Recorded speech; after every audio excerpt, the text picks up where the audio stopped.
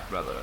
This content is for those genuinely interested in men's rights. It covers complex, controversial topics that may not suit the general audience. If you're not part of the men's rights community, this video isn't for you, so feel free to tune out now.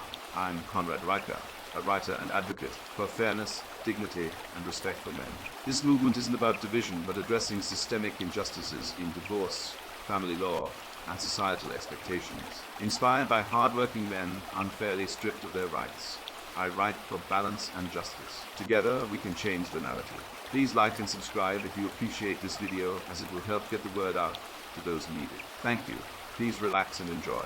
This is an excerpt from Steel Masculinity, Unshackled Power and Warfare. Steel Masculinity, Unshackled Power and Warfare is an ebook available in all good stores. From a young age, I was captivated by the stories of valiant knights and gallant warriors. Heroes who, in the face of danger, stood tall and unwavering, defending their homeland and their honor. I was drawn to their strength, their courage, their power. But as I grew older, I realized that the tales I had heard were sanitized versions of a darker truth war. Conflict, power, and masculinity are intertwined in a complex and often perilous dance. My fascination with warfare led me to question the role of masculinity in this grand theater. Why do men lead in battle? And why do they design tools that can bring about such destruction? I set out to explore these questions, delving deep into the psychological impacts of war on men, the societal expectations that shape their actions, and the ethics that govern their choices. This book is the result of that exploration, an unflinching look at the role of men in times of conflict. It is not an easy read, but it is a necessary one. It is not a journey for the faint-hearted, but it is a journey that needs to be undertaken. It is not a tale of hero worship, but it is a story that needs to be told. If you are a military enthusiast, a student of history, or someone interested in understanding the dynamics of masculinity, this book is for you. If you are a woman who seeks to understand the minds and hearts of the men in your life, fathers, husbands, brothers, sons, this book offers insights into the world they inhabit. If you are a man seeking to understand your own drive, your own power, your own purpose, this book offers a mirror to reflect upon. However, if you are not interested in an honest and unfiltered examination of masculinity, power, and warfare, if you are not willing to question your preconceived notions and biases, if you are not prepared to confront uncomfortable truths, then I urge you to put this book down. Please find something else to read: a thriller, a romance, a cookbook, because this book is not for you. This book is for those who seek to understand, not judge, not blame, but understand. It is for those who believe that knowledge is power, and that understanding is the first step towards change. It is for those who are ready to challenge the narratives they have been fed, and seek their own truths. So, if you are ready, turn the page and join me on this journey. Together we will explore the world of power, warfare, and masculinity, a world that is as real as it is complex, as necessary as it is uncomfortable. A world that, whether we like it or not, shapes our lives in innumerable ways. Let's begin.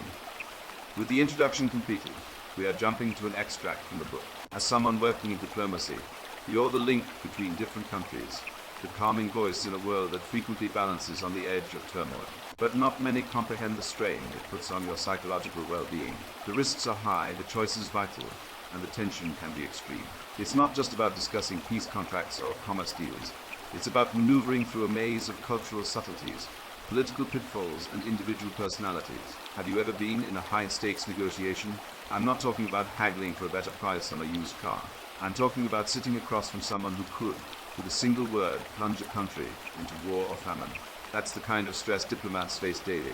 The weight of the world is on their shoulders, and the strain can be unbearable. But it's not just about enduring the stress. It's about building resilience. Studies have shown that resilience is a key factor in determining how well an individual handles stress. It's about taking the hits and bouncing back stronger. It's about standing your ground, even when you feel like collapsing under the weight of the world. It's about being tough, both mentally and emotionally. Male diplomats have their own unique set of stresses. They're expected to be tough, to be unwavering in their convictions, to be leaders. But they're also expected to work behind the scenes for peace, to be the voice of reason in a room full of hotheads. They're expected to be strong, but they're also expected to be compassionate. Once the negotiations are over, the real work begins. Diplomats need support, and lots of it. They need to decompress, to let off steam, to process what just happened. That's where post-negotiation support programs come in. They provide a safe space for diplomats to talk, to vent, to process. They provide a lifeline when the world gets too heavy to bear, but not all diplomats seek help. Some turn to unhealthy behaviors like insomnia, substance misuse, or isolation. They internalize their stress, their anxiety, their fear. They lock it away, hoping that it will eventually go away, but it doesn't. It festers like a wound left untreated. It grows, becoming a cancer that eats away at their mental health. That's why it's so important to destigmatize mental health, especially for men in high-level roles. Men are taught from a young age to be strong, to be tough, to keep their feelings to themselves. But that doesn't make them invincible. They need help, just like anyone else. They need to be able to seek support, to talk about their experiences, to process their emotions. The profession of a diplomat is demanding and involves a lot of stress and high pressure. However, with determination, support, and a readiness to ask for help when necessary, it can be both fulfilling and manageable over the long term. Our world needs individuals who are ready to step up, take charge, and work for peace, particularly when things seem to be against them. Thank you for listening.